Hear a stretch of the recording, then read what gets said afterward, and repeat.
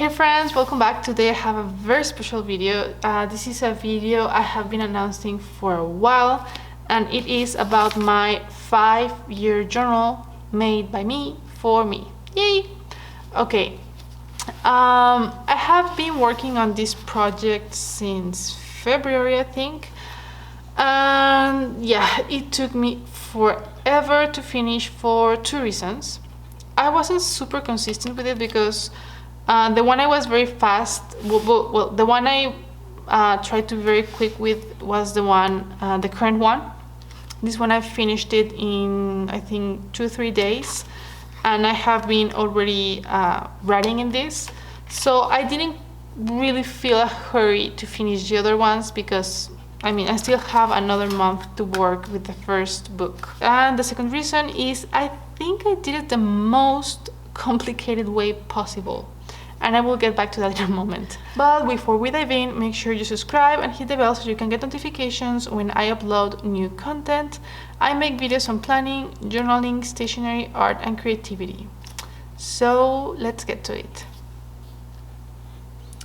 So before 2021 started, the idea of a 5-year journal took possession of me, and it seemed like something I could really like. I have been working on a 5-year journal for my son, and it is so rewarding to see, whenever I do a new entry, to see what happened on this same day 1 year ago and 2 years ago. I really like seeing that, and I thought I would really like to see that for myself. I started to look for a 5-year journal I liked, and I was this close to buying the Midori 5-year journal. The one with the embroidered cover, which is gorgeous. I love how it looks, I love the layout, but with so many planners and journals already on my lineup, I didn't love the idea of adding yet another notebook and commit to it for 5 years. I wanted something that I could incorporate into what I already have, and having it as part of my traveler's notebook seemed like the perfect idea. The next thing was to look for a layout I like. I like the Midori 5-year journal with 1 page per day and a monthly highlights page. It also had like a prologue and an epilogue, and I like that. I didn't want to have something like the Hobonichi 5-year journal where you have on one side your dailies, or like the daily entries, and then a blank page for, I guess, notes or to expand on your daily entries. Because with my son's journal, I have been really looking for ways to fill these pages. So I just want to have space for my daily paragraphs. Also, I looked for options that would allow me to have my 5-year journal in no more than 3 books or inserts. Why? Because I think 3 books is the perfect amount of inserts to have inside a traveler's notebook. So yeah, I think 3 is like the perfect amount of chunkiness for my traveler's notebook. 4, I'm okay, but I don't love it. So that was the second decision I had to make. How many notebooks I want for my whole 5-year journal project. And depending on how many notebooks I would like for my 5-year journal, like my whole project, I had to look for notebooks with enough pages to be able to limit my journal in 3 notebooks. For example, the Travelers Company thin paper inserts, they have 128 pages. That has the perfect, almost exact amount of space to have 4 months per notebook, and 1 kind of like cover page for each month. Some space at the beginning, like a prologue, and some space in the back for kind of like an epilogue. So I knew I needed at least 128 pages in my inserts. The kind of complicated thing was that the Travelers Company thin paper inserts, they're all blank paper, they don't have grid inserts with thin paper or dotted inserts. So I had to kind of do a template to transfer into my white pages. This would have been much faster if I had worked with a grid paper. I know that Baumkuchen has Tomoe River paper inserts that are kind of 128-ish, but they're slightly more expensive than the Traveler's Company, and I thought, right now, this is kind of an experiment. I want to see if this is something I like to work with. So I wanted to go with the more affordable notebook and something that I could get to me very fast. These ones, I got them through Amazon, so I got them in like 3 days. That's why I decided to work with the Traveler's Company inserts. The first, if you want to replicate this, kind of a summary, first ask yourself how many notebooks you have for your whole project. 3, 2, 4. That would guide the decision on which notebook you should use, because you need the enough pages for your project. If you don't mind having too many notebooks, a much easier way to do it would be either with the date-free daily planner. This is from the Traveler's Company, and it has like the number of the day, then you can have your month, and you add like Monday, Tuesday, whatever. So having something like this, you can only the next step is to have your years, 2020, 2021, 2022, 23, and so on. If you decide to do it with one of these inserts, which I think will be the easiest and fastest way to adapt a 5-year journal to your Traveler's notebook, that would mean that your whole project will be spread throughout 6 notebooks, because each one of these inserts has enough space for 2 months. So for the whole year, 12 months, you need 6 notebooks. This will save you a lot of time, and if you don't mind having many notebooks, this is the way I would recommend the most, because it's the fastest and the easiest.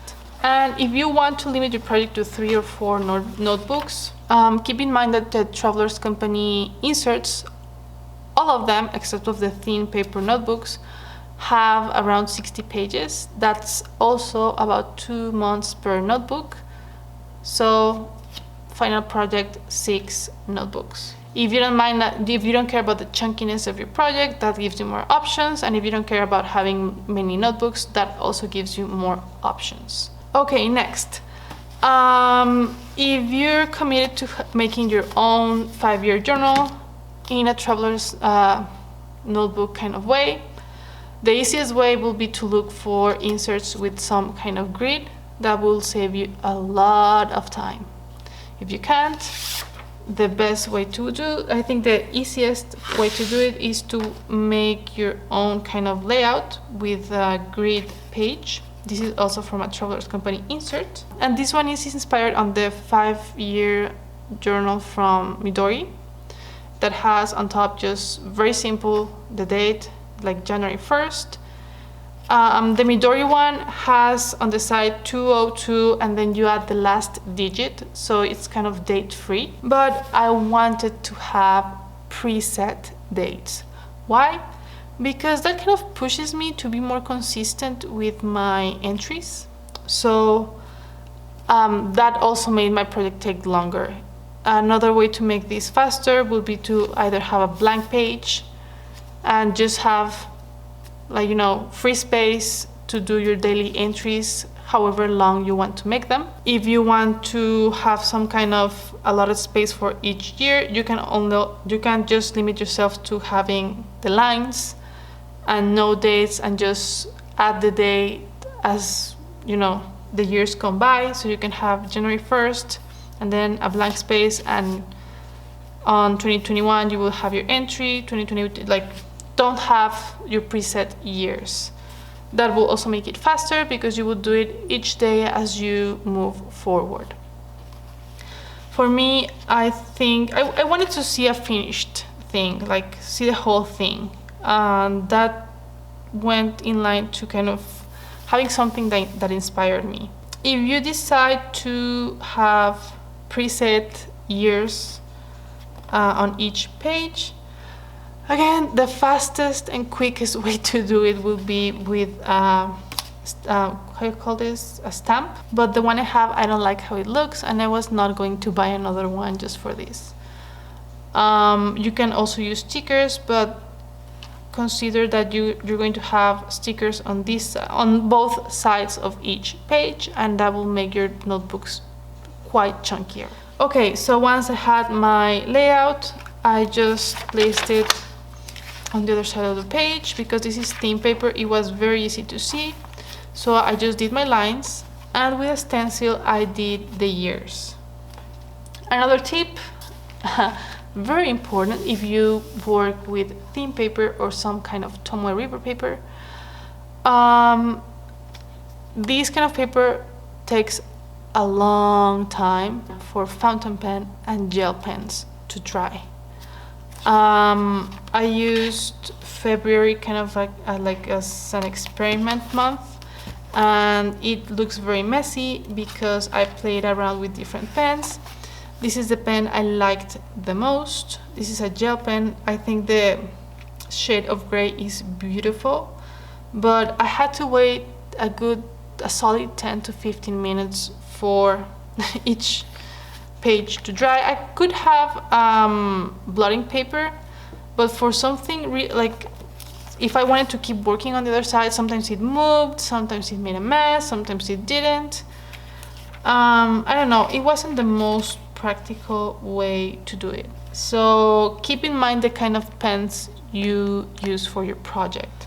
I went with felt pens. These ones, I think they're the quickest to dry. These are gray Stabilo pens, and I decided to go with gray ink because I want the writing and the daily entries to be the things that pop out the most, and have the lines and the years kind of like a background thing. And for the top, the Midori one has like a month/day. For example, 9 June will be 6/9, but I decided to have something cuter, so I had the number and then the month underneath.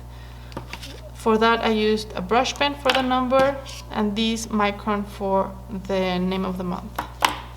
And this is how it turned out, and I can't stress enough how happy I am with the result. As soon as I finished the first notebook and I started writing in this, I love it. I really like it. I am very happy with this, and yeah, I really like this, and I think I'm going to finish it because I love how this feels. Okay, the other thing I wanted to note about this was, okay, why I decided to start in 2020. That was a personal choice. Many events took place in 2020 that I think impacted my life in the long term. Not only the pandemic, and actually the events I'm referring to have nothing or very little to do with the pandemic. It's just that 2020 was kind of a decisive year in many ways. So I will have to backlog everything from 2020, but that should be super easy with my morning pages and my planner, and yeah, I journal a lot, so it should be easy enough. All the notebooks look the same. I have a page like kind of like a prologue. At first I wasn't sure if I wanted to have it only at the beginning of the year, so with January, and at the end of the 5 years, so with December. So like have this page at the beginning of the 5 years and then one for the end of the 5 years. But I decided to have kind of like a prologue and an epilogue with each notebook because that goes in line with my quarterly goals, so I can have my vision for the next 4 months each year, and how those 4 months ended each year. So it's kind of like a quarterly reflection that I will have at the beginning of each quarter and at the end of each quarter. Then I have kind of like a cover page for each month. This page is meant only for highlights, either world events or personal events. For example, a wedding in the family, or I don't know, if Queen Elizabeth dies, I would like to remember when that happened. I'm not hoping that happens, just saying, like a big world event. Let me show you a blank one because this has personal information. Like I mentioned, a prologue, cover page, then I go into my dailies, like the first, second, third, and then I have each year, and it goes on like that until the the end of the month, and then a new month starts, page for monthly highlights, and it keeps going on like that for 4 months, and then I have a page for kind of write down a quarterly reflection at the end of each quarter. I added these Travelers Company monthly tabs, and I love how they look. I tried to keep the space they would have if they were in the same notebook, and I loved how this turned out. The only thing I'm missing here is I need to decorate the notebooks, but I haven't decided how I want to decorate them. I'm playing around with different ideas, and as soon as I decide how I want these notebooks to look, I will do a video on how I decorate the covers. And a last thought, the reason I also wanted to do this project on for a traveler's notebook is because I really like the idea of archiving my notebooks in one of these folders. This is also from the Travelers Company. It has enough space for 5 notebooks. So the cool thing about having the 5-year journal in this kind of format is that you can either have your 3 notebooks inside your cover, like so, or you can do it the way I'm doing it, which is having 1 notebook at a time. Right now we're still in April, so I'm still working with my first notebook. As soon as April ends and we get into May, I will switch this one for the next one. And the way I have this set up is I have this Juju undated planner where I write things related to my son, and I have this weekly planner that I have been using for kind of stickers and I don't know, kind of scrapbooking really. This goes like this.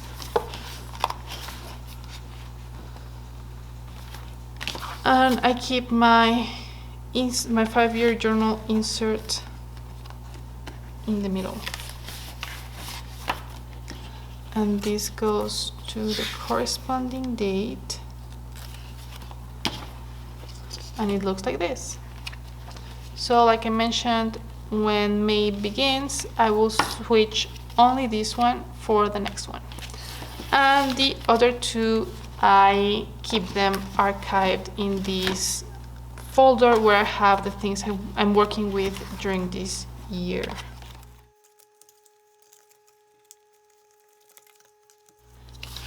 So this is what I worked with for my daily lines. I have a video on this cover which I actually love. It makes me super happy. I hope you liked what you saw here and you found some ideas. Please let me know. I would really like to hear from you if you decide to try this out. How did you decide to adapt or make your own 5-year journal? If you have any questions, go ahead and leave them in the comment section below, and I will do my best to get back to you. And I hope you have a wonderful, wonderful day. Happy journaling.